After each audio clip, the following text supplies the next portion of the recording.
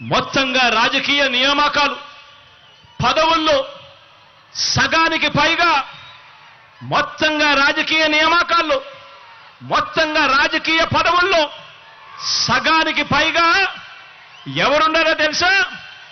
నా అక్క చెల్లెమ్మలున్నారు అని గర్వంగా కూడా చెప్తా ఉన్నా. ఈరోజు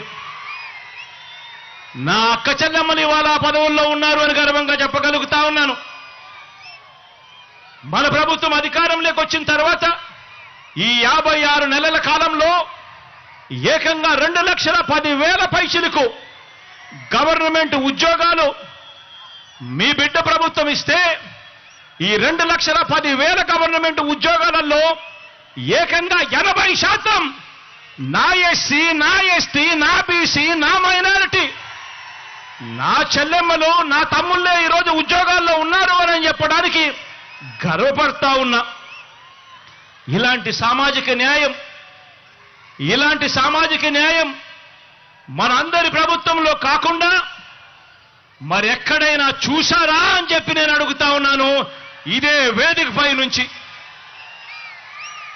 ఈరోజు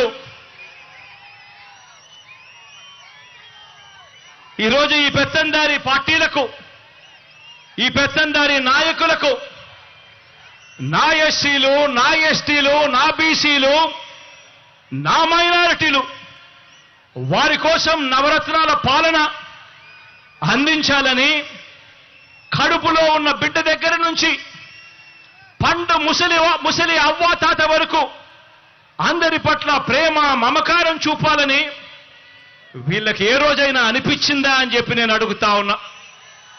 మీ బిడ్డ పాలనలో ఈ 56 నెలల కాలంలో 2,47,000 కోట్ల రూపాయలు నేరుగా మీ బిడ్డను బటన్ నొక్కుతున్నాడు.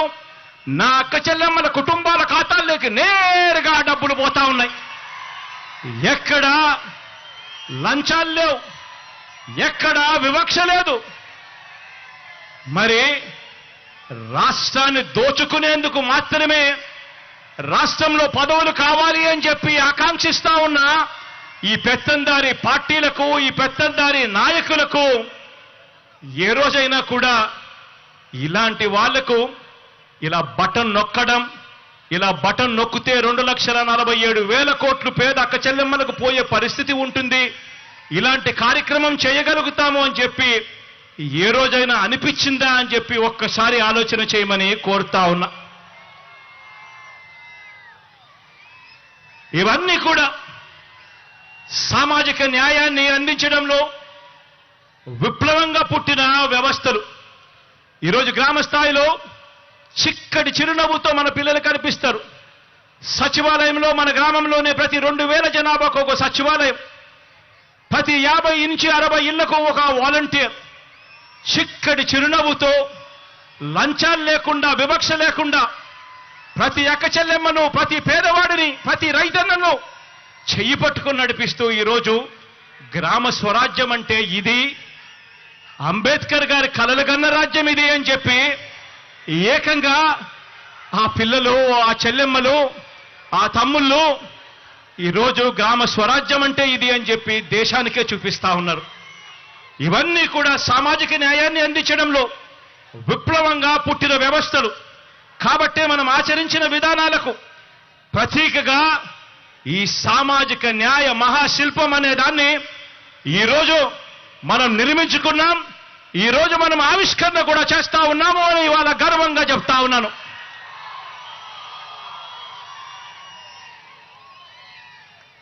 ఈరోజు మనందరి ప్రభుత్వం, మీ బిడ్డ ప్రభుత్వం, మీ కష్టం తెలిసిన మీ అన్న ప్రభుత్వం ఇంటింటా కూడా ప్రతి గ్రామం నుంచి, కుప్పం నుంచి ఇచ్చాపురం వరకు ఏ గ్రామాన్నైనా కూడా తీసుకోండి, ప్రతి గ్రామంలో కూడా మార్పులు కనిపిస్తాయి.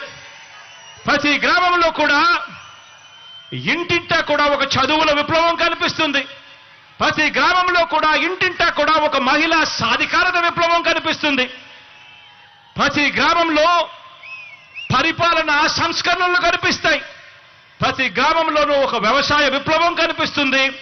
ప్రతి గ్రామంలోనూ కూడా పారిశ్రామిక మౌలిక సదుపాయాల విప్లవం కల్పించేట్టుగా దిశగా ఆ జిల్లాలో ఎప్పుడూ చూడని విధంగా ఈరోజు అభివృద్ధి కనిపిస్తా ఉంది. వైద్య ఆరోగ్య రంగంలో ఎప్పుడూ కూడా ఊహించని విధంగా గ్రామ స్థాయిలోనే మార్పు చెందిన మరో విప్లవం మన పిల్లలకు అక్కడే కనిపిస్తా ఉంది. కడతా ఉన్న డిజిటల్ లైబ్రరీలు కనిపిస్తా ఉన్నాయి. ప్రతి అంశంలోనూ కూడా పేదల అభివృద్ధికి, పేదల అభ్యున్నతికి తీసుకుంటా ఉన్న ప్రతి ఒక్క నిర్ణయానికి కూడా దేవుడు దయ, ప్రజలందరి చల్లని దీవెనలు కలకాలం ఉండాలని చెప్పి ఆ మహానుభావుడి విగ్రహాన్ని ఆవిష్కరించే కార్యక్రమంలోకి ఇక్కడ నుంచి అందరం కూడా బయలుదేరి ఎక్కడికి పోదాము అని చెప్పి కూడా ఈ సందర్భంగా తెలియజేస్తా ఉన్నాను.